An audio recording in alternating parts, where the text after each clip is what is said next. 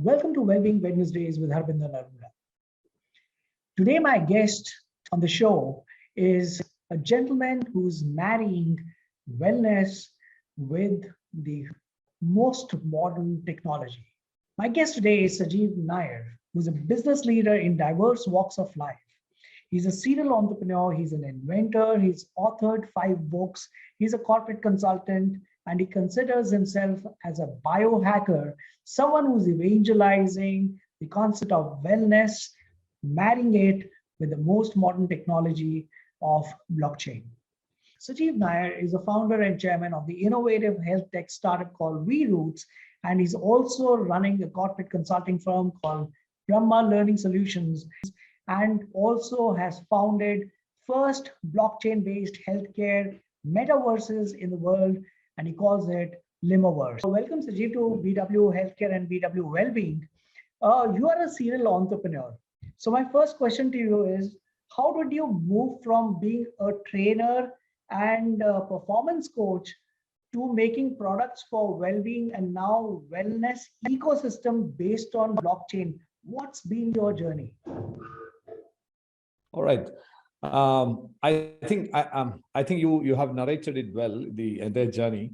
I started my career, or I started my entrepreneurial journey after being in the corporate for a few years. I worked with some great companies in India, in pharma, and also in media, and also advertising. So with that kind of background, when I got into business, I would rather say my first attempt in entrepreneurship was in direct selling. And that's where I came across something called the wellness, because way back in 2000, that point of time, this was a new word, not much of discussed about. People had only one concept. Whenever they think about health, they were only thinking about disease. Or whenever the only person who could talk anything about health was doctor. So that was the time when I came across the concept of wellness, nutraceuticals. I started the journey into the wellness by selling nutraceuticals, so nutritional supplements. That is my first, stepping into the wellness. But later on, I realized that it's not just selling nutrition supplements. That wellness has to be a total, it has to be treated as one. And where supplements can play a role if it is required. Otherwise, also, there are so many other mechanisms. So that is how I moved from just selling supplements into starting wellness clinic, into moving into the next phases. Now, going back once again into my starting point, where I started my entrepreneurial journey, as I was, my first venture was in direct selling. I had to do a lot of training programs. I had to motivate a lot of people. So though I was, by nature, I was an introvert, I was a shy person, but I had no other option but to go out and talk to people, because in direct selling, you have to talk to people. And after some time, you have to talk to a group of people. And after that, you need to train people to, make them, trainers. And the process continued. And in the process, I evolved as a trainer, I would rather say. It was I never planned in my life that I should become a motivation speaker or a trainer or a coach or anything. Never, ever. Of course, entrepreneurship was there in my dreams, but being a speaker was not there. So it just happened in my life by default. Now, but some or other, I think it clicked, people started accepting what I used to train. And there has been some kind of life-changing transformations in people's lives and some organizations. So I continued my journey, and I still continue that as a passion, mainly as a passion. Just by being a motivational speaker, I found that that's not giving me that kind of impact, because people generally, after attending any of those training programs, they reach certain levels and they maintain that level for a week or two. After that, they come back to the normal life, and then the normal life hits them hard. Then it's a normal life for them. So I thought that is not what is actually required. How can I make permanent, sustainable transformations? That's where in 2006 to 8 period, I went into a research, which is the subject of the research was thought process reengineering, based on some of the fundamentals of neuroscience.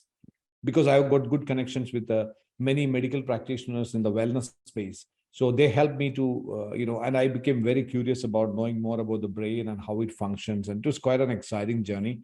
And finally, I came out with a complete research thesis called Thought Process Reengineering, which I translated into a workshop and kind of a retreat format. And I started doing that for entrepreneurs. And the same entrepreneurs asked me, how can you re-engineer our organization, not just our thoughts? Then I started a consulting firm, strategy consulting firm called Brahma, which I started in 2008 till now. We must have transformed close to about 600 plus companies, scaled them, helped them to scale up. So what I'm talking about is it was just a flow. It was not like I purposefully wanted to be a serial entrepreneur. In fact, I had passion to nature. I loved nature. I wanted to be in the nature. So that made me to start a nature resort long back in 2006 in Munnar, which is functioning well right now. It's a pure, no excavation, no concrete. It's in the middle of the jungle. So I would rather say it is not like a business for business sake. It was most of those businesses I got into were part of the journey I was having. It was coming to me in a natural flow. And now coming back to your question about wellness and the transformation which I went through in wellness. Yeah, started with nutritional supplement selling. Then I realized that I need to treat that in a holistic way. That is where we started some wellness clinics with the support of some doctors, medical practitioners. And 2005 was the year in which I had a chance to go through a genomic testing in the US. And I realized that was a great eye-opener because 2003 was the year in which the Human Genome Project was open to the world. So 2005, I could do my testing. And that gave me a lot of information about my inherent science, like the DNA, the genes, what are the requirements for my genes? What are the possible and probable diseases? At that time, it was very primitive, though. But I had that in my back of my mind. I thought, yeah, this is something which is required because if I know about my body and my science, my biology, I can very well manage my health. That's what I understood. Instead of popping in a lot of nutrition supplements and instead of going to a gym and doing all the kinds of exercises, I would be able to identify what is suitable for me. So I've been in continuous search when we can and how we can do this in India. 2017, 16, 17 was the period in which I became more passionate about this field of human longevity and performance because I was nearing my 50. So I thought, how can I perform much better at higher energy levels post my 50s? My own, I would rather say, selfish motive made me to take a deep dive into this subject of human longevity. And almost 1 to 2 years, I could connect with many people in the modern science and also in Ayurveda, yoga experts, a lot of unbelievable information, which I compiled together and made it as a book, The Making of the Superhuman. That's the book which got published. That was my 5th book, by the way. And ultimately, when I wrote the book, I realized that it's not enough because people need solutions. People need quick fixes. They don't need GAN. So that made me to think about an organization, an enterprise, where I can provide these concepts which I have been talking about in the making of a superhuman, which we call it as a biohacking concepts. How can you hack your own biology? And that made me, when you think about hacking, the first thing what comes in your mind is definitely code, whatever it is. You need to get the code. So for human being, the code is, there are 2 codes. One is the genetic and the second is a metabolic, that is your present health condition. So I understood the importance of I need to know the code. So that made me to get into the subject of genomics again and how I can decode the information from the DNA and translate that into a proper way by which people can actually hack their own body, their own biology, and also their own psychology. And we came out with a program called Limo, epigenetic lifestyle modification. And then we realized that to implement that, they need some tools like supplements or other wellness tools. So we started coming out with those tools. And that is how we formed this company, VRoots, in 2020. And we are having this journey. So it has been a continuous evolution if you seriously look at it. And always, the objective has been the same. That is, empowering people to take charge of their own health and well-being so that they can perform at their peak levels throughout their life. So, Sajeev, you very beautifully mentioned that you took on this journey because of a selfish motive to understand yourself, your body, so that you could take care of it better. And you said that the motivation was to move to a better performance of your body, right? Now, you also use the term healthcare and well-being, which means these two are separate. What comes to my mind is that when we think of healthcare, it is more about sick care. When somebody is unwell, somebody is ill, that is when you move towards healthcare. But wellness can include bettering yourself. Now, if you look at the well-being market, we had it evolve from organic products, and then we started seeing people understanding the immunity, and then we had the immunity teas, yoga, meditation. In your opinion, what does well-being encompass? Harbinder, I think you are on the dot because even though we call it as healthcare, I would like to quote Paul Zane Pilzer, who is the first ever well-known author in the space of wellness. He brought out this book, Wellness Revolution, which he wrote that healthcare is a misnomer. It has to be renamed as sickness industry. So because all those, whoever is connected with that industry, whether it is hospital, doctor, the X-ray centers, scan centers, labs, pharma, they're all dealing with sickness, not with health. A customer, from an economic point of view, if you look at it, a customer approaches them only when they are sick. Okay.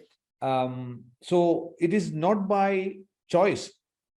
You have no other option but to go to that place. And that's where I also got a very intriguing thought that imagine in any country for that matter, healthcare industry contributes at least 1 or 2 position in terms of towards the GDP of that country. Generally, if you look at it, it's food industry and the healthcare industry. These are the 1 or 2 in any of the national GDP contributors to the national GDPs.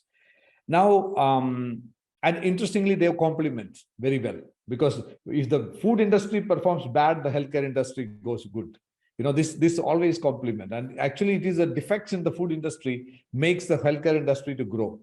Now, I thought, and imagine that healthcare industry, people go to that industry even though they don't like to go. A customer is going to an industry or approaching an industry without his own willingness. And I have been thinking that had there been another industry where customers would go with happiness, that industry should be the #1 industry in the world. And that's exactly what I consider as a wellness industry. So where people, everybody wants to stay healthy and fit, but they are sick and tired of all these kinds of different advices. Do this, do that, go for keto diet, go for paleo diet, go and try this yoga. And unfortunately, for some people it works. For some people it never works, because one man's food is another man's poison. This is what written long back.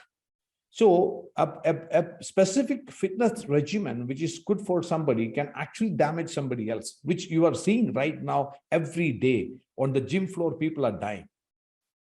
So had fitness or exercises been the right final formula for health, why should people die in their 40s on the gym floor? So that very clearly shows that it is not fit for all. Then people go, they want to reduce their weight, recommended with keto diet. Some people get the result, some people get their kidney damaged. Now, the moment we move closer to genomics, we understand the science, we understand the secret. There are genes in your body which are responsible for fat metabolism. If those genes are impaired, and if you go for a heavy diet or high fat diet, damage is sure for your body. Okay. So same way, when we look at our genomic profile, what we do through our Ep-11 process, we can see a factor called QT. QT interval is kind of a heartbeat interval, you can say. So this interval, QT interval, varies from 1 to 1.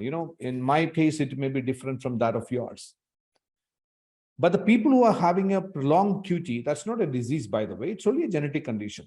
Prolonged QT, If they go for high intensity interval training, you'll have to wait what will happen with them.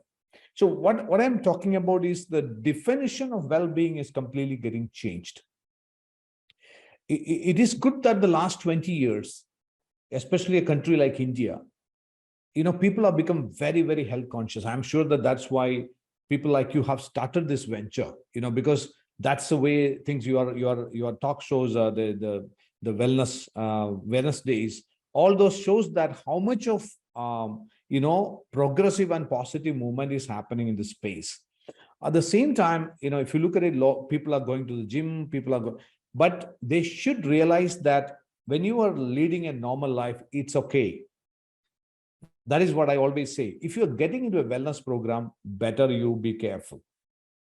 You should really know, because when I used to sell nutrition supplements long back, many doctors used to tell us that, no, you are not doing the right thing.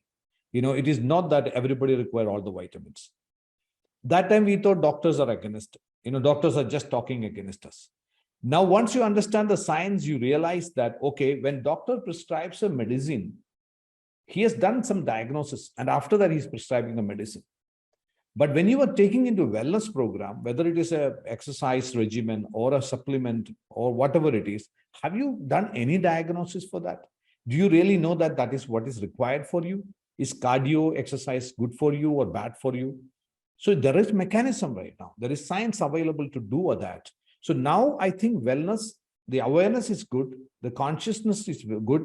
Now well-being is getting into the next phase where it's becoming highly personalized. And people have to realize that they need to personalize it. No, I think this is a very beautiful point that you have mentioned, Sajeev, because we have always been told that each human being is unique. Each body is different. So if it is different, it must be treated differently. And not only when you are unwell, but also when you want to make a progress and start living better. So a very beautiful point. But when you look at well-being industry, how big is the market in terms of its size and opportunity in India? I think the exact market figures you won't be able to find, because in India it is so difficult to find exact figures. Statistics is very difficult to get in this country. But because right now, earlier it was, if you could have added the Ayurveda industry, you could have added the nutrition supplement industry and the fitness industry. But right now, what I'm seeing is that the major contributors into the wellness industry, one of the major contributors is going to be health tech. Yesterday, I was discussing with a very, very interesting app. The founder, a startup, beautiful app, which is targeted towards mental well-being, Indian startup. So, it's actually giving a lot of different tips for, maintaining high level of mental well-being. They call it as mental fitness. So all put together, I'm not sure about the kinds of sizes we can talk about. The global figures, what they're talking about right now is that whatever is the healthcare industry size, what you talk about, which is close to about, I think about maybe $26 trillion. About 20% is what is globally contributed by the wellness industry. In 2019, I think if you look at the Deloitte's report, which is the future of health, which is the most comprehensive report I've ever seen, what they have talked about is that from right now, the preventive and the wellness is 20% of the entire healthcare industry, which will move to 60% by 2040, which is a phenomenal, absolutely phenomenal information. And they have very clearly given a narrative how it's going to move. They have done a lot of research on that. I would rather appreciate anybody who is in the health and wellness space should read the report, because they have clearly spotted out 6 different factors which are going to drive this move from a reactionary mechanism to a proactive mechanism, which is the major factor. Are 2 things I would rather love to say. One is going to be the data. So we are getting a lot of data now, and there are so many mechanisms by which hell of a lot of data can be derived. What you're going to do with the data is the question now. So interoperability of the data is going to be one of the key factors which is going to drive this move from reactive to proactive, interoperability of the data. Now, that is what one of our ventures is doing right now. Another thing what is looking at is the behavioral change. Very, very important. I would rather say, as a person who has been practicing in wellness for the last 20 years and for the last 5 years, I'm more focused on biohacking. I can tell you the toughest thing is to stay put in a program. Whether it is a fitness program, whether it is a diet plan, it is being there. That's the most important thing. That's why if you check with any fitness centers, you can see that they all say that January 1st, they have a huge number of membership. And after 14th onwards, the numbers start dropping and it ends up with about 20-30% renewals. Why? Behavioral change. So because when you are sick, you will take decisions for your body. But when you are healthy, you think you are healthy. You don't know what to do, whom to consult, who can actually tell me whether I'm healthy or not. So behavioral changes is one thing very, very significant. So there are lots of programs right now coming out in the world where people are going to be rewarded for, making those behavioral changes and to stay healthy. And that is something going to make a big difference in the entire world. I would rather say, if you look at the industry, it will be very, very difficult to define in terms of numbers, because all these are actually now coming into this industry, including even the mind power trainings I should add into the wellness industry, because that is also adding value to that.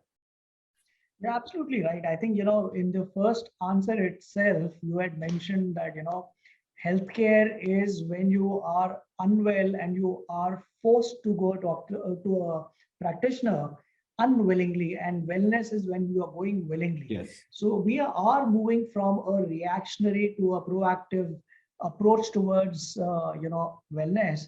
And second thing, I think, what you touched upon is uh, people are usually in denial that they are, because they are well, so they don't, because they can't envision that what could be going inside their body, so they are in denial that sab kuch theek hai. So my next question to you is, how do you think technology is reshaping the wellness and well-being industry?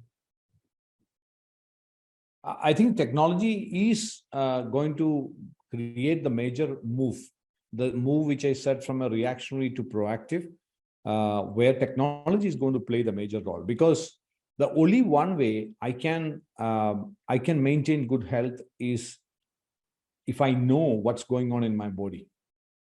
The food I'm eating, is it getting properly digested? Are the nutrients are getting metabolized and it's getting absorbed in my body properly? Am I taking the right kind of food? Many people suffer from autoimmune disease and they end up consuming some of those immunosuppressant steroids, because there is no medicine for it. And nobody can figure out why this autoimmune disease, where your immunity itself is working against you, why it's happening to you. And the answer lies in your gut most of the time. Most people don't know about it. And we have seen that happening when people go through the Limo process. We identify some people, they have some autoimmune disease, and we can actually figure it out with certain conditions with their gut. And that is being caused by either lactose intolerance. And most of the people have got a misinterpretation that lactose intolerance, if I have lactose intolerance, when I take any dairy products, I may get some allergy or vomiting sensation or headache. That's what people think. That those are some manifestations. What we have seen is that when we make people go through the genomic analysis, what we found is that almost 60% of the people who are having lactose intolerance, they have no symptoms. They don't even know that they have lactose intolerance. So if you have a symptom like nausea, vomiting, headache, when you take any dairy products, you will at least, decide that I won't touch this now, or doctor will tell them don't touch. But if you don't have any symptoms, then what will happen? So here, what we are seeing is that in those cases, most of the cases, there is some level of autoimmune disease. That means it is affecting their gut lining, and the gut lining, there could be cracks. And through that, the entire process starts. Most of the autoimmune disease, if you check, it is your immunity is working against somebody, something inside your body, which even your immunity doesn't understand. Most of the time, it must have gone through the gut lining, cracks in the gut lining, which is caused by either gluten intolerance or a lactose intolerance.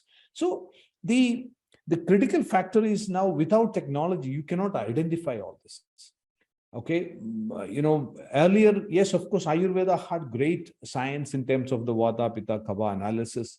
But now you can go deeper into your DNA. You can identify exactly spot on. It is not just identifying the possible and probable diseases.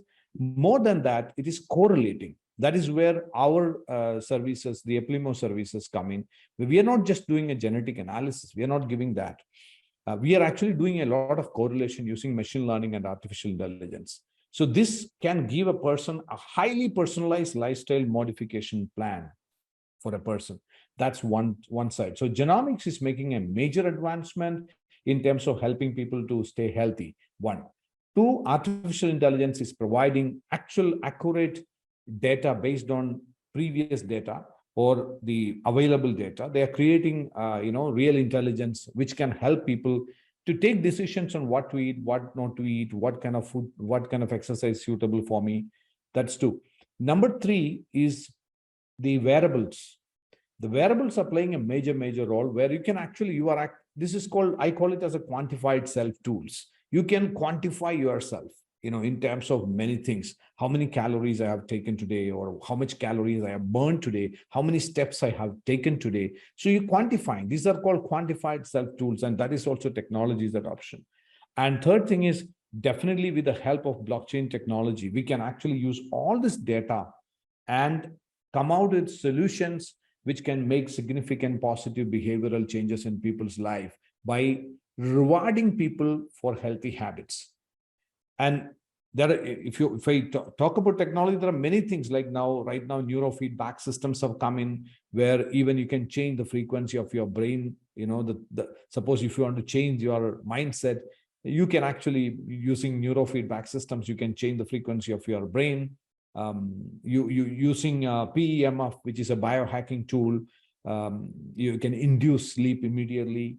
So there are so many methods by which technology can help a person to stay at a healthier and higher performing level.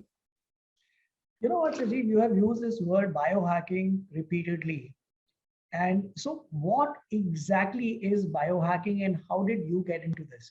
How did you start working on biohacking? Biohacking is seems to be a very fancy word, but the same is nothing but it's taking charge of your own biology. Biology, when I say biology, I would rather add psychology also into it. Taking charge of your body and mind.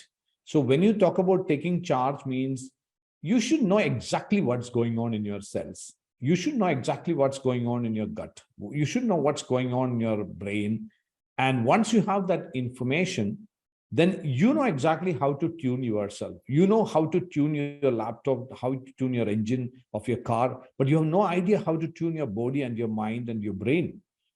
Some days you wake up and say, I'm feeling dull today. Oh, who is feeling dull? You or your brain is having some problem? Maybe that your brain is not secreting the cortisol level to the extent what is required. Or is there a mechanism by which I can increase the cortisol level? Yes, you can. There are some tips which you can actually exercise. Certain levels of body movements can enhance your cortisol, shoot the cortisol level. Some say, I'm feeling so stressed today. Okay, you feel stressed or your brain is stressed? Okay, so is there a way by which I can do that? Yes, there are, see, people think the moment you, after this interview, people search biohacking, they will see a lot of fancy things like, inserting microchips and all those stuff. So those are Western style of biohacking, which generally come in the category called grinding, not biohacking. Actual biohacking is primarily you can take charge of it. I'm just giving you an example of stress. Now, we all know that, we have a stressful situation, and you have maybe that, think about a mother who's waiting for her daughter to come back after the school and getting delayed and no information. Mobile is not working. What's happening? She's totally stressed out, and heartbeat is going up and all those kinds of stuff. And that point of time, she's getting a call from her friend saying, hey, by the way, I went to the school and I picked your daughter also. What is your automatic response? It is, oh. So it's a deep exhalation is an automatic response. So from where it came from? This is called parasympathetic nervous system getting activated. So whenever your parasympathetic nervous system getting activated, you exhale. Okay. We call it a sigh, deep sigh. That's a deep exhalation. Now, generally, you have to understand one thing, that every emotion is an action. You convert the action, you can change the action to get a desired emotion also. Now, so when you are getting a relaxing information, it's converted, the brain converts that to a deep sigh. That's an exhalation. So whenever you exhale, the brain will relax. It is simple science. So you are in a stressful situation, just take a few deep breath-ins and deep breath-outs. Okay. And the more you exhale, you can actually relax, because it's pure science, because your parasympathetic nervous system is getting activated whenever you are exhaling. Spiritual gurus have been talking about it, but we don't take it. But I am talking it from a science. Oh yeah, that makes sense. I would rather say biohacking is these kind of simple techniques, which we know, but we don't practice. Okay. But I can tell you the way I adopted this in my life. As I told you that, it was in 2017-18 period, I realized that I'm nearing my 50. So I need to be high performing, because I'm a peak performance coach also. I get on the stage and there'll be thousands of people, and I for 10 hours continuously I perform. So I cannot get my performance down anyway in front of these people. So I was looking at ways and means by which I can enhance my performance. That made me to get a deeper dive into it. And I started finding out some of the techniques, some of them definitely from the Western world, and some of them from our ancient Ayurveda, yoga. And main thing is that I experimented for last about 2-3 years. I experimented on many things, whether it is mixing curcumin with MCT oil, because curcumin capsules many people take, but most of the people have no idea curcumin the body doesn't absorb. It's a fact. So if curcumin has to be absorbed, it has to be with fat. Without that, it will not get absorbed, because it never penetrates your cell walls. So I understood it. Then what I did was I took curcumin powder. I put MCT oil. MCT oil is the third level derivative of coconut oil. Coconut oil, virgin coconut oil. MCT oil is the next level of. It's we call it as a pure medium chain triglycerides. So virgin coconut oil still has got long chain triglycerides. So this is a pure medium chain triglycerides, MCT oil. So I mixed it, heated it. I started taking it, and I could see the difference, because I was a sinusitis patient. Okay. And I used to take, I must have been one of the loyal customers for Combi Flam for years together. So, so once I started taking this every day, I started getting the relief. I started seeing the results happening, because curcumin has got anti-inflammatory property. But unfortunately, nobody has taught people how to take curcumin into your cells. So that's a biohacking. Now in VRoots, we brought it as a product. We brought curcumin and MCT oil mixed together, made it into emulsified powder, and actually, so this is what biohacking all. It's not rocket science. It's there all around, but unfortunately, we don't practice it. Sometimes when you look at the old gurus, like you mentioned, they had this. They had evolved to a point where they could biohack and understand what they needed to do to be in control of this body, or this machine, as we call it. Sajeev, I understood biohacking. I understood that you've tried it on yourself. How did you turn this into a venture called VRoots? What kind of products does the company focus on, and how is it impacting the mankind?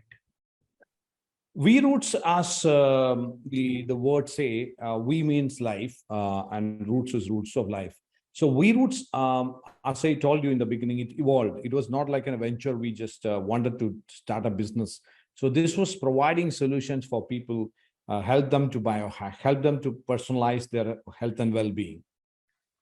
So we started with the first product. What we have is a program called Limo, that is epigenetic lifestyle modification, where people go through an genomic testing and also a metabolic assessment. and we do correlation of these two data and using machine learning and come out with a highly personalized lifestyle modification recommendation with the help of an artificial intelligence model, AI model. So which gives you all the kinds of information like what food to eat, what vegetables suitable for you, what fruits can harm you, because people think that broccoli is very safe. And we have shown many examples of how broccoli can damage some people if it is not genetically suitable for them. Now, exercise the same way. In our genomic testing, we test genes, around 100 genes, which are responsible for sports. So we can exactly tell you for sports, one of the major challenges any of the teams facing is that the injury and also breakdown. So, from this kind of process, Ep-11 process, we would be able to tell people that what is the injury proneness for a person and also how fast it will take for recovery. So, and a lot of information you get. And now once you get this information using AI, how do you interpret it and create that lifestyle modification plan? That is where VRoots has got the expertise. So we have done in the last 2 years, close to 6,000 plus people have gone through this process. And then to support them in terms of when it comes to nutrition related deficiencies, we have come out with some nutrition supplements. And also we are coming out with a few more bunch of products in that line.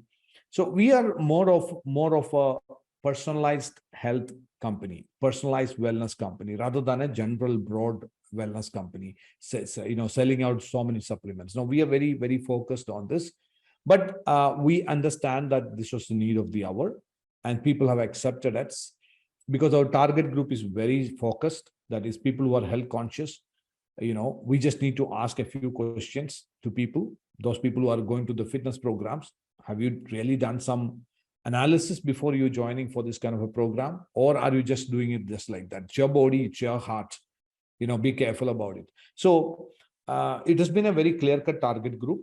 And so the journey has been great. Right now, we are getting into the second phase of VRoots, where we're going to come out with some experience centers all over India, and where people can walk in and talk to we have lifestyle coaches. We have a academy which brings out certified lifestyle coaches. We do this program in association with Indian Association for Functional Medicine. So we have actually graduated close to about 150 people, including doctors who actually also participate in this 2 months program. So they become advisors for this kind of lifestyle modification. So overall, if you look at it, this brand will be more to do with lifestyle modifications. So what we talk about is creating the best you. That's what we are talking about. So all this biohacking, wellness related concept has converged into this model in VRoots. So, Sajeev, there are many companies addressing this market. I'm talking about the wellness and well-being market. They're doing it in their own unique ways. How are you approaching the industry, and how is VRoots different from other wellness companies? I know you touched a little bit, but if you can just elaborate and share, how are you different from everyone else? Yeah, we are focused. That's the most important thing. We are not a general wellness company. We are very focused, and our mission is very clear-cut, written down mission we have, empowering people to take charge of their own health and well-being.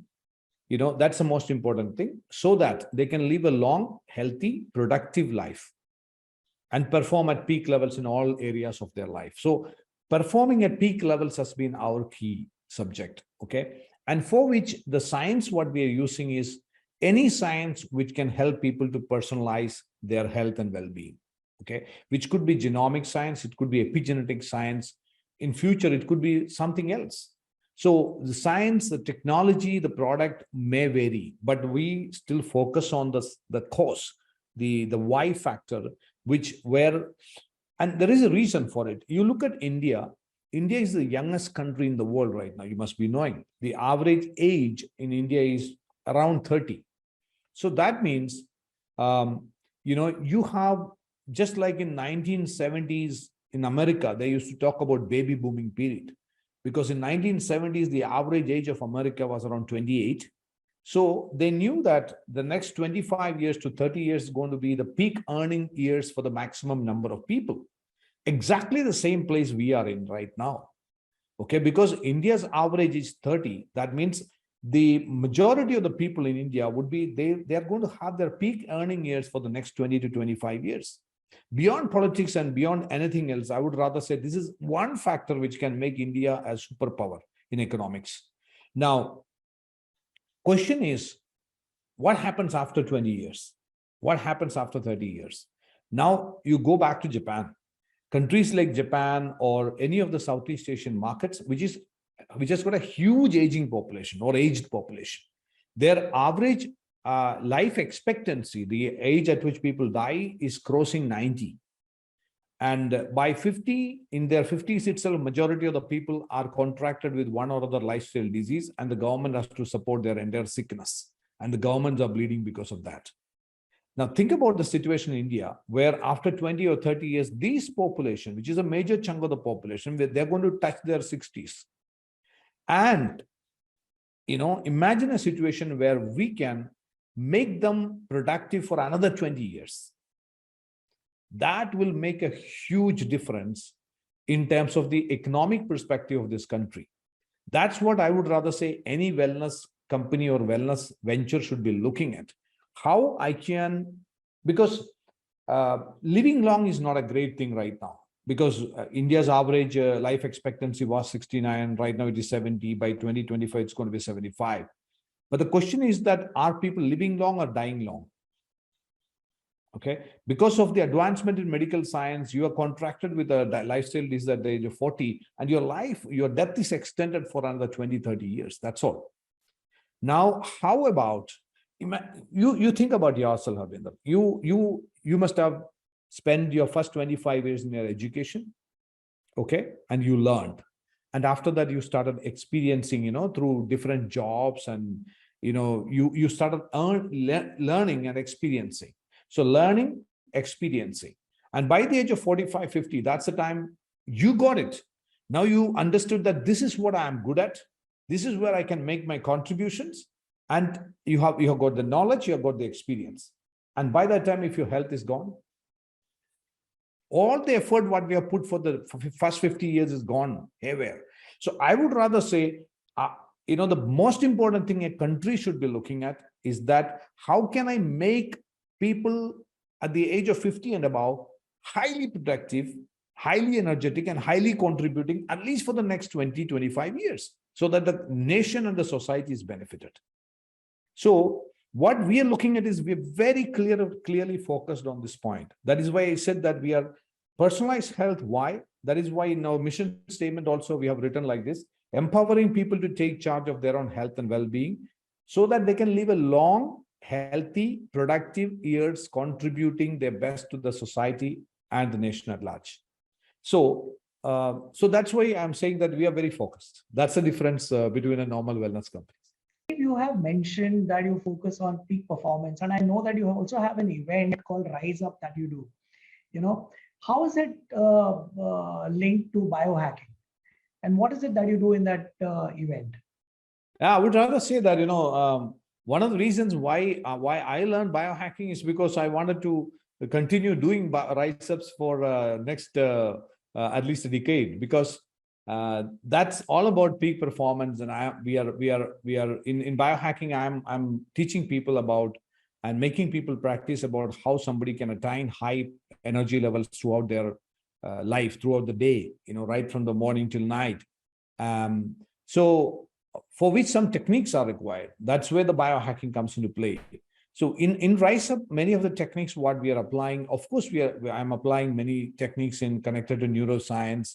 But right now, after learning a bit about biohacking, I apply a lot of biohacking techniques into Rise Up, so that once people come and attend Rise Up, it's definitely a full day of transformation, and they go back and they have steps to do. They have practical things to do in their life, by which they can see the transformations and the change in their energy levels. Got it.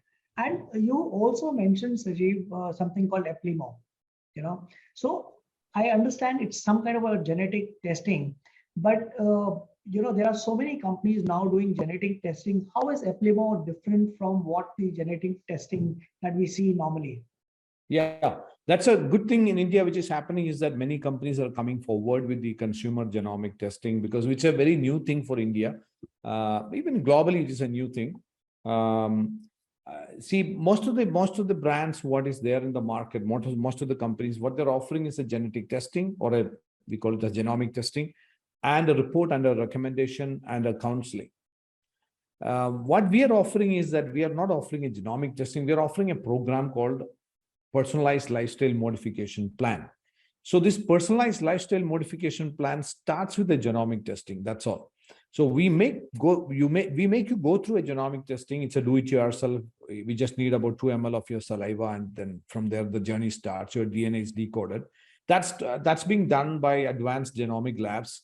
And yes, we have the most detailed report. We have 250 reports we generate from your DNA. But I don't think any other company is doing that right now in India. Now, 250 different types of reports we generate from your DNA. But at the same time, what our expertise is that taking those data and correlating that data with your personal health conditions and coming out with a highly personalized lifestyle modification plan. And this lifestyle modification plan tells you, it is almost like an operating manual for the rest of your life. Okay. And also now we are adding more value into it by attaching you with a lifestyle coach who's going to handhold you to make sure that you're going to make behavioral changes, significant behavioral changes. So that's something which we have added recently. By anyone who goes through an Ep-11 program, their journey starts from Ep-11, and there is a lifestyle coach attached to them, and they handhold you for a period of time so that you make those modifications in your life. It requires a lot of discipline. So you make those modifications in your life and experience your life in a completely different way. Now we're going to add one more thing into it. It's a reward program for making those modifications. So our Ep-11 is more of a lifestyle modification program rather than a genomic testing. If I've understood correctly, it is that you're not in the business of genetic testing or genomics. That's just a precursor to what you need to do to lead a better life based on understanding your body, and genomics is just a process to help you do that. That's right. Yeah, you got it right. You got it awesome. right. Yeah. Awesome. So, Sajeev, do you think that this kind of a personalization and using technology to keep diseases that you may be predisposed to because of your genetics can really protect you from diseases and help people not only live longer, but healthier through this program? Yeah, that's what our objective is. But if you ask me that from a genomic or genetic data alone, you get that information that these are the kinds of diseases for which you have a high risk. And by taking one, two, three steps, you can actually prevent this. That'll be an overstatement. This is actually helping you to know much better and deeper about why some of the things are happening in your body, why some of the things are going haywire in your health. And then you have to correlate that with the present health data, your present lifestyle. And then we come out with the lifestyle modification plan. Maybe the lifestyle modification plan is something when you implement on a regular basis. That's why when you look at, I'll just give you an example to make it simple. See, I personally have got a higher risk for heart disease, because for which I don't really require to do a genetic testing, because my father died because of heart attack. My grandfather died because of heart attack. So I definitely carry the genes responsible for it. So for that, I don't require to go for a genetic testing. But when I did my Ep-11, I found that, yes, this is there. High risk for almost 3 different types of heart disease I carry. Now, in which way it's going to help me just by knowing about it? People may become panicked by knowing about it. That is where our Ep-11 comes stand different. Now, what we do is that we do correlation. What we do is that we can identify some other kind of attributes or conditions which has got a connection with this. That means what we have found is that almost 90% of the cases where you have a higher risk for heart disease, we found that the same person, if you look at the report, you can see that there is a higher level of, high risk for higher levels of homocysteine, which is a hormone. someone who is being, who is suffering from a heart attack and going to a hospital, they will check their homocysteine and it will be very high. So here you are actually getting an information well in advance that you have a higher risk for having a higher levels of homocysteine. Now the question is, okay, that is a good indicator. As a person who is having a higher risk for heart disease, the best thing what I can do is that I keep my homocysteine level intact. What can I do? I go to a normal lab and do a homocysteine test every 3 months and make sure that the level doesn't go up. Okay, the 15 is maintained. So that's the practice which I can do. Now comes one more question along with that. Okay, if I wanted to maintain the homocysteine level not shooting up, what should I do? Again, you go back to a report, you can do another correlations, and we found that almost 80-85% of the people who have got a higher risk for homocysteine, they either have a low concentration of vitamin B6 or B9 or B12 genetically. In my case, it's B9. Okay, now what is the hack? The hack is very simple. Every 3 months, I do my homocysteine test. Whenever I feel that it's coming to near to something around 15, I go and take 2 weeks of folic acid, that is vitamin B9 supplements. Then I go test, I can see a significant difference in this. This is a hack. So that way, that is my job. Just a report will not help me. So it can give you a complete operating manual for you. And based on that, you take those steps.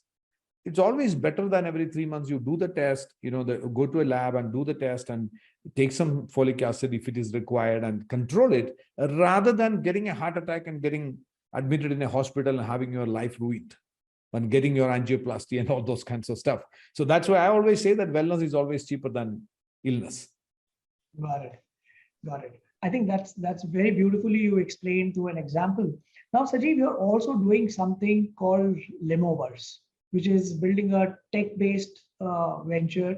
Can you explain in a very simple language, because it's got something to do with meta, and most people have heard the word meta, but they really don't understand. So if in very simple words, can you explain what does Limoverse do? Oh, yeah. That's a very, very exciting project, what we are into. And again, that also happens as a flow. It is not that we went into it. When we started with VRoots and the Ep-11 came in, and many dietitians and many fitness trainers started utilizing the Ep-11 services to provide personalized diet plans or personalized fitness plan for their clients. And interestingly, we found that, imagine a situation where you went to a fitness trainer who recommended you an Ep-11 process. And after the Ep-11 process, you are given a personalized fitness program. Now you got some great results and you go back to the same fitness trainer and you are asking him, hey brother, give me a diet plan also based on this. So he may not know how to prepare a diet plan based on an Ep-11 process. So he will have to check the office saying that, hey, who is the dietitian who is actually using the same process?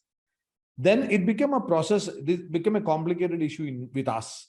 Okay, so we thought, why not we bring all these people who are practitioners, doctors, dietitians, fitness trainers onto one platform where they all can exchange their services and all those kinds of stuff.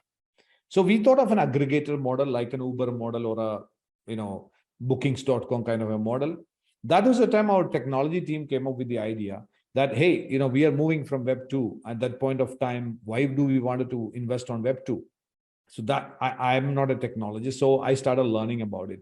And the transition from Web 2 to Web 3, which is a decentralized protocol, which we built on blockchains. So that's where we found the huge possibilities, unbelievable possibilities on this Web 3 space. That's where we decided that, okay, we're going to build this platform on blockchain, which is more of a decentralized platform. And the major advantage being that, data is protected because it's no single server is actually in control. So when it comes to health, people are very conscious, very sensitive about the data. So that is one thing. Number two, through smart contracts, you can have so many possibilities, transparent possibilities, like the yoga practitioner who is sitting in India can have a contract already established with a dietitian in Italy, and a client comes and the yoga practitioner can recommend the dietitian from Italy to give a Mediterranean diet plan, and the kind of the remunerations can automatically move through this contract, smart contract using digital tokens. So we found unbelievable opportunity. And the more I got deeper into this, along with my son, who is a co-founder, Aditya, so we went deeper into this. We found that actually we stand a chance to build an economy, a wellness economy where we can bring in all the practitioners, because wellness is so fragmented. Even like our Ayush Mantralaya has been trying to bring all of them, the alternate therapists, together, but everybody has got a different mindset. But here, this is decentralized. You do your stuff, somebody else will be doing their stuff. So that's the way we started building it up. And actually, this is a global thing. This is not connected to India. So we are headquartered in Dubai. And our entire technology development is happening, and of course backed by Indian technology group is here, but the entire operations are headed from Dubai. And what we're doing is that we are bringing all the wellness practitioners on one platform, users also on the same platform. All the services can be exchanged, B2B, B2C. Plus, the most exciting part is that the users are going to be rewarded, or not going to be, already started. We have started rewarding the users for staying healthy. That means if you walk, jog, run, you are going to be paid. So you download the app, you go just for walk, jog, run, and you can start seeing some points coming to you. These points can be converted into digital tokens, which can be monetized, or these tokens can be used for availing services inside the ecosystem. So this is the way the Limoverse is coming up. And we are also building a metaverse for the practitioners inside Limoverse, where they can set up their centers, they can offer their services. The practitioner, the doctor can come, doctor can create an avatar and be there, and you can be a user, can create an avatar and be there. You can have real life experiences. So a lot of things are happening in that space, which will be an extension of whatever we have been doing till now. And where, as I told you in the beginning, this may be the first ever model in the world where people are going to be really rewarded for every step they take towards staying healthy. I am assuming that when it is coming to wellness and medical fraternity, we are addressing experts who are a little senior in age. How are you explaining this concept of Limoverse to an older generation? Oh, I would rather say I should thank time for that. COVID made everyone to be on the screen. Who is not on the screen right now? Everyone, even the grandpas and grandmas of the world are also on the screen right now. They all know how to operate Zoom. They all know how to operate Google Meet. Now it's a good time. I'm sure that, had COVID been not there, this must have happened after 10 years. This project would have happened after 10 years. Right now, it's not at all a problem. Now, I'm very easy, just like you are asking, how do we actually educate? Very simple. Let me share it with you right now. You will get educated. Now, we are talking in a platform on which we are communicating right now. And it's a two-dimensional platform where you are actually sitting there. And what I am seeing is that your room, and what you are seeing is my room. Okay. Imagine a situation, we're going to have the same interview where you are going to send me a link, a metaverse link, and in which I click that, and maybe that I'm wearing an AR glass or a XR glass or a VR, maybe XR glass, and I got into your room. When I look up, it's your roof. When I look on the sides, it's actual real time. And now we can even decide that, hey, you are actually sending me a message saying that, you are sending me a message saying that, hey, Sajeev, why not we have this interview on the 174th floor of Burj Khalifa? You can do that. So what you will do, you will go and take a slot in Burj Khalifa and send the link to me. And you are sitting in your home, I am sitting at my home. But at the same time, with the support of Metaverse, we are there. And we will be doing this thing, and I'll be looking on this side. I can see the entire Dubai city out here. So it is now, you can visually see it right now when I explain it, because people have already come onto the screen. I'm seriously, because Metaverse wouldn't have happened, at least for the next 10 years, had COVID didn't happen. So I would rather say Metaverse is a child or an offspring of COVID. Awesome. I totally agree with you. But Sajeev, how does this ecosystem work? I mean, I can understand you're building a platform where people from across the world Yes. can, both providers as well as seekers, can come onto that platform and exchange services for a value across the world. That's right. So how would this transform into revenue for Limoverse? Yeah. It's mainly these are decentralized protocols. So in decentralized protocols, normally, we look at more of an asset value, asset creation rather than a P&L kind of a model, where if you look at it, this entire economy will be controlled by digital tokens. And it's a exclusive utility token for this economy. It's not like some people talk about crypto currencies, which can be used for everything kind of stuff. No, we are talking about, to establish and to transact inside this ecosystem, we are actually going to have a digital token. And these digital tokens are going to be in limited supply. Okay. Now what happens? As the community increases, as the practitioner sizes increases, as the user size increases, as the use cases increases, demand for the tokens go up. The reason why we are all suffering from inflation is because governments have got the right to print the notes. They keep on printing notes. That's why we suffer from inflation. Suppose we create an economy, a digital economy, where we are saying that this is limited supply. Automatically, as the demand goes up, as the services go up, naturally the price of the currency or the transaction tool also goes up.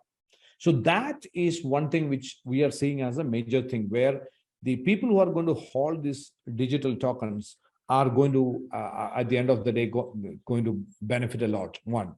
Two, for the platform, the way we are going to generate revenue is that we're going to attach subscriptions for many of these things. Say, for instance, if you're getting into a walk, jog, run, and earn program, you have a subscription.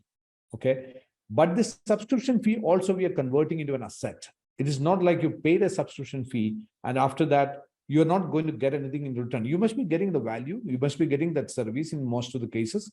But how about for the subscription fee, I give you an asset. Okay. And this asset over a period of time can increase its value. And these assets are digital assets, which we call it as the NFTs, non-fungible tokens. So I'm making it so simple to make people understand that why we give. So if I say that you have to buy an NFT to get into this, people will say, what's NFT?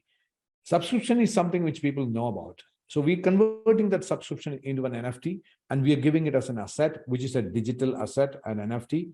In our case, as it's walk, jog, run, what we are using is a sneaker. It's a sneaker NFT.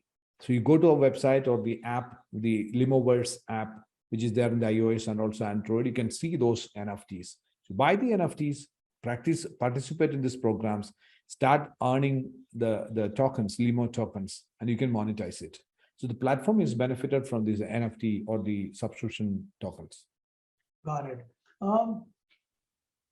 Is it similar to a crypto currency, crypto industry?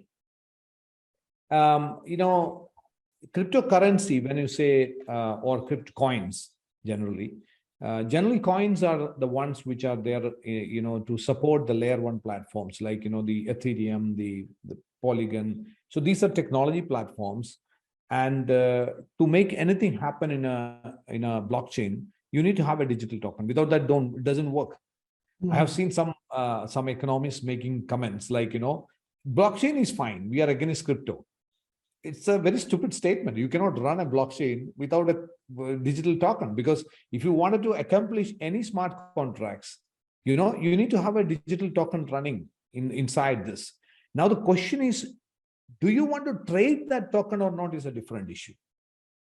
Okay. So you need to have a digital token, but it is the option of the platform whether if this token we can see a future value for this token. That is the time we can actually send it for trading, like shares or like, depending on the performance of that platform. So I won't say that it's exactly utility tokens are similar to cryptocurrency. There is behaviorally, technologically, there may be a lot of similarity, but it behaves completely different. Got it. Because my question actually came out because I see a lot of these cryptocurrencies and coins and tokens running into a problem with what the government, how government sees them. Yeah, governments, I would rather say government stand, especially India government stand is very good in this. Because what even last budget, I still remember the Honorable Finance Minister made a statement that even the tokens which are there to support an underlying technology of a platform, we are okay with it. But it's just for crypto's sake. Some people say that, oh, tomorrow onwards, there is no need of any currency. You can buy rice, you can buy milk with this. That's overstatement. And that's not what is being visualized in the, I would rather say, in the Web3 space. So Sajid, we understand that data is the new oil. It's been spoken of.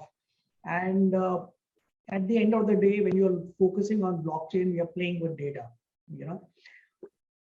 Do you think or do you envision that any time in the future, Limoverse or any similar concept will get integrated with the insurance segment?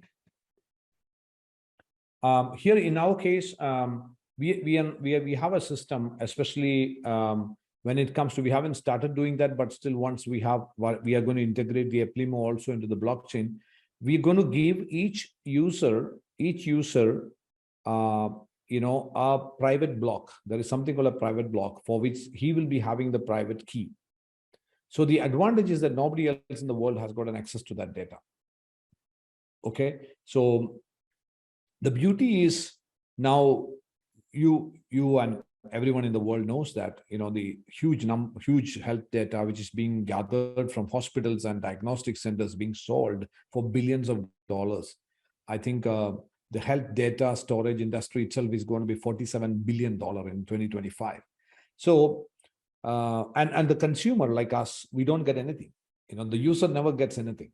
Now, what we are visualizing in the future is that once you have your private block and where you can store your data, and we will invite the research companies to come onto this platform and they can actually ask for the data they require, and the community can decide whether to give it or not. And the community will be rewarded directly. That's the way we are looking at it. May take some more time, but at the same time, I think blockchain, one of the major advantages of the blockchain technology is high level of privacy and high level of data security, which is a major advantage. Transparency, of course. You can actually track any of the transactions. Please. Yeah. So I'm saying we've understood the technology, we've understood what Limoverse does, but let's come to you. What do you as a person do about your own well-being? I do biohacking. So yeah, in fact, I consider my body as a gift from the God. And I treat it well. I don't misuse it. When I see people misusing their body by smoking and excessive alcohol and all those kinds of things, I always wonder, whether they have made it or not. How can you can misuse something which you haven't created? So I consider myself so blessed to have my body, and I treat it properly. And that's it. I would rather say there are not much of secrets. That's the way you have to look at it. And keeping your body, yes, of course, many people talk about keeping your mind intact and good, and yes, that is required. At the same time, you have to have your body. You have to mind your body also. So and basic things, what you do, are you giving enough sleep to your body? Because it requires about 5 to 6 hours of relaxation. That is the time your body, because all day you have been working hard and you have been going around, doing so many things, and it needs a lot of repair. The repairs happen only when you sleep, and proper sleep. It's not like, I slept for about 1 hour in the afternoon, so it's okay. No, you need to have the sleep during the night, because that is the way our circadian rhythm works. So you give proper sleep, and how do you prepare for sleep? Some people actually don't make your body struggle to sleep. A few examples: some people even they smoke even before they're going to bed. Some people take coffee before they're going to bed. Okay. So this is making your brain and the body work harder to get sleep. Now, instead of that, if you have taken your dinner at least 2 hours prior to your sleep, and after that you haven't taken any other food, no desserts, you are actually helping your body to get a good sleep. Okay. And 5 to 6 hours of good sleep, and how you start your day, and being grateful for all the things what you have got in your life. You know, I think those are some simple things what anybody can practice. Got it. So, Sajid, let me come to the last question. Before I let you go, I'm very keen to know that what does the future of VRoots and Limoverse look like? What is your vision for the next 5 and 10 years for both these organizations, both these dreams that you're building? I would rather say that our mission to empower people to take charge of their health and well-being, that's what we are focused on. And we want to reach out in the next 3 years. We wanted to reach out to at least 1 million people to transform their lives. And transform their lives means they take charge of their own health and well-being, so that they can live a highly energetic, productive, contributing life. So that's what we are looking at. And all other products, technology, services, all those are complementing to this mission. And we are using technology to the fullest. Be it genomics, be it AI, be it blockchain, we are there. So we can say that we are doing a highly futuristic business model right now. Maybe after 3 years could be common, but right now, to make people understand about it, is it, that's the kind of questions most of the time we get it. But that's an exciting journey. Being a pioneer is a challenge, but it's exciting, but at the same time, it's a challenge. So right now we are pioneer in most of the things what we do. And in 3 years down the line, also when we talk, we wanted to be the leader in those spaces. That is what we wanted to do. Lovely, Sajeev. I am, my key takeaways from our conversation today are that, one, take care of your body. It's, somebody told me very beautifully that you buy a new car and you take care of it because it's a prized possession. So this is the most prized possession which you are blessed with by the universe, by the God. So I think we take care of it, like you have said, we would be living a much healthier, better life. And second is, we need to find hacks, and very simple hacks that can help us live energetic and, like you said, productive life ahead. So these are my key takeaways from our discussion. And second is, I'm really impressed with what Limoverse and VRoots is doing, of how it is using the technology of today, which is AI, blockchain, and trying to bring in the basics of well-being that we have always seemingly known in the past, and making it useful today. I really appreciate your time. This conversation was very, very interesting. I'm glad we did that. Thank you so much for joining us at BW Healthcare and BW Wellbeing, Sajeev. It's a pleasure speaking to you. Thank you, Harbinder. It has been definitely a pleasure, and I really appreciate the kind of initiatives that BW has got towards well-being and the healthcare, because I think when I used to do my management course, that was the time I used to read BW, and I never ever imagined that BW would come into something like well-being, health. We could have thought of some other magazines coming into it, but it's a great initiative, and I strongly believe that we have to look at that way, because if the corporate world, the executives, the businessmen, entrepreneurs, if they start taking care of their own health and well-being, and if they start performing at peak levels, the country can really progress. So you guys are into the right place and the right move. And I really thank you for the time, or thank you for the opportunity to share some of the thoughts, whatever I'm practicing right now. Thank you so much. It's a pleasure.